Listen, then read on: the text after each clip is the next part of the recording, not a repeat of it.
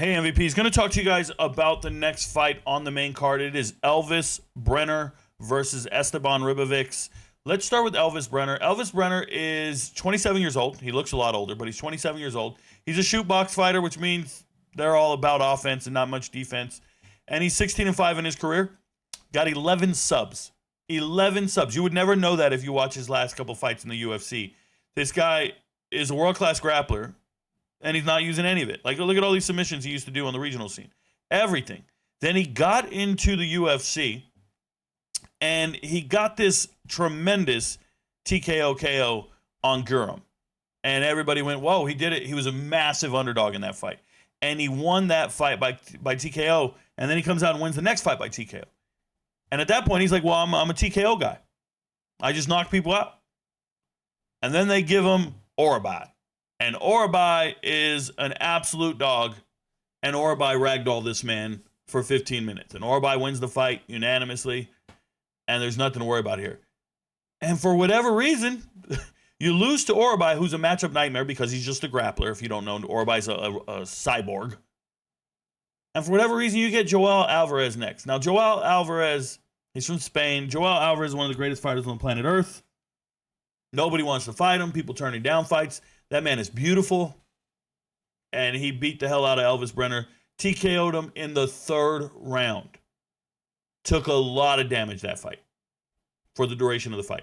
So much so that Elves Brener just took the last year off. He hasn't fought again. It's August 3rd was that fight against Joel Alvarez. We're a whole year later, and now he's finally fighting again. So he took a year off from an ass whooping, which is good because you got to recover from your ass whooping. But that was the first time he'd ever been stopped in his career. He's always going the distance, or he's finding a way to win with submissions and things like that. It's a good fighter. And he's fighting Esteban Ribovics. Esteban Ribovics, 14-2. He should not be 14-2. He should be 14-1. The only legitimate loss he has in his career is against Loik Radzhabov. Loik's a wrestler. Shout out to Loik. Loik beat him. But other than that, this is a man who went into the Sphere. Remember, he went into the Sphere. And he and Daniel Zellhuber had an all-time great fight in the Sphere back on September 14th. And he won that fight by split decision. It was a war. But he did it. He did it. He is all about the gas tank. He's all about pushing, all gas, no brakes. He kicks a lot. He strikes a lot. And then he got in that fight with Nasrat Hakparast, and he got robbed. He got robbed like you wouldn't believe. So if you don't remember the fight, I'll give it to you very briefly. Nasrat Hakparast won the first round. He really did. He won the first round, and there's no doubt about it. Then Esteban comes out and wins the second round. And if you check the live odds at that point, both fighters were minus 110. It was a pick 'em at that point. Go in the third round. We'll see what's up. And he goes out in the third round, and he lands a vicious knee. A vicious knee, and he wins the third round convincingly. And we know we won this fight. Yep, it's 29-28. We won this fight. And then the judges' scorecards come out 29-28, 29-28, and 28-29 for the winner by split decision, Nasrat Hakparast, which is insane. And then I went and studied those judges' scorecards. And the nerve. He won the third round on every single judge's scorecard. He definitely won the third round with that knee. That means two of the judges had him losing the first two rounds. And that's absurd because he definitely won the second round. Turns out he lost the second round on every single judge's scorecard. The craziest thing is one of the judges had him winning the first round, which he definitely didn't win. So what I'm telling you is in that fight, the corruption in that fight was out of this world, and none of the judges got the fight right. None of them. Because he won the fight, and the only judge that had him winning the fight had him winning the first round, which is stupid because he did not even come close to winning the first round. So we're coming off of a robbery. He's got to dust off and keep trying. It's the UFC. They don't care. There's no ramifications for robberies. And he's fighting Elves Brener. So how do we see this? Well, Elves Brener is going to have to go in there and get takedowns of some sort. That's not what he does. He is a jiu-jitsu practitioner, but he's not a wrestler. Elves Brenner's a striker. Elves Brener thinks he's a striker. He goes out there to bang. And don't get it twisted. He hits hard. He hits hard. But I believe Esteban Ribovics has a better chin than you can imagine. I think he has a really good chin. I saw this when Zellhuber was hitting him everywhere. He just hangs in there. He's got a hell of a chin. And he's a very dynamic striker. And he should pull away in the striking department. But anybody who thinks this is going to be a knockout because you've seen Esteban Ribovics knock people out, I just don't see it like that, man. Yes, Elves Brener was knocked out in his last fight, but that was a year ago. He's had a year to recover, and that was Joel Alvarez, who's a tremendous fighter, one of the best fighters on the planet Earth. Esteban Ribovics is a very good fighter, but we're talking about split decisions his last 2 times in the cage, knocking out a shaky Terrence McKinney, and then going to decision with lesser fighters. It just doesn't feel like a slam dunk like that. It doesn't. So I think Elves Brener's a dog. Elves Brener's very difficult to deal with. And the people who Elves Brener has lost to, like, he lost to a world-class athlete and fighter in Joel Alvarez, and then he lost to this blanket of a fighter. This is a crotch sniffer right here. This is the ultimate crotch sniffer.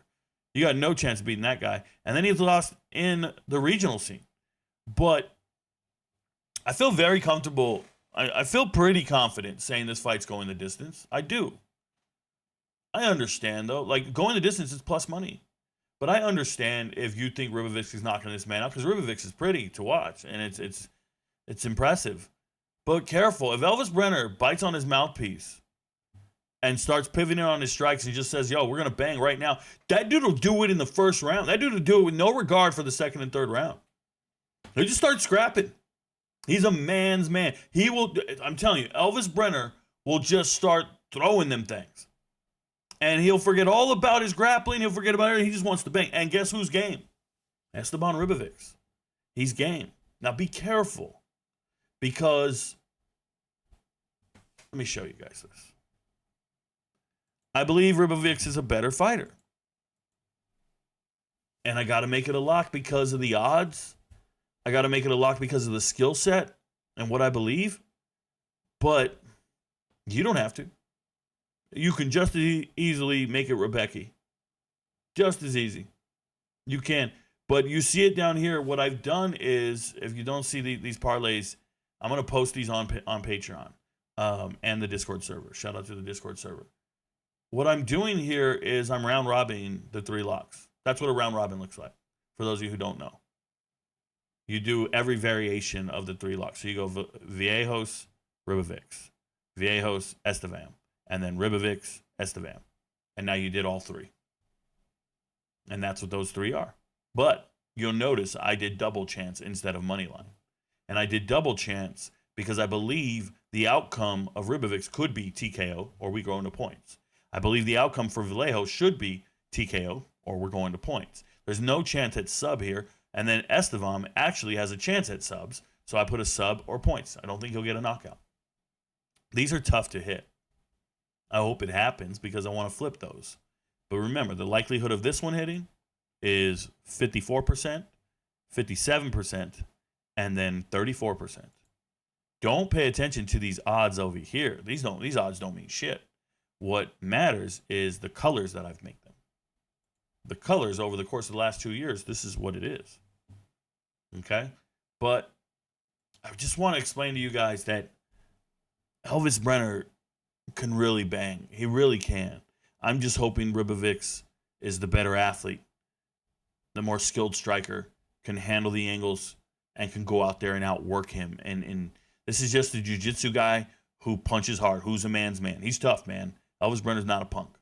And I'm hoping he gets outclassed by Esteban Ribovics. Careful. I personally don't think you should be trying to get rich on that fight. As a matter of fact, I have so much more confidence on the prelim guys, on Vallejos and Esteban, and it's only because of who they're fighting. So what I'm going to do is make the prelim one the number one.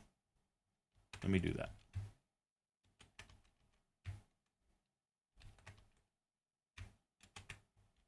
Right? That's how I feel about it. Let's do that. There you go. And that might not make sense to some people because the lock is in at the top. Well, you got to watch the videos.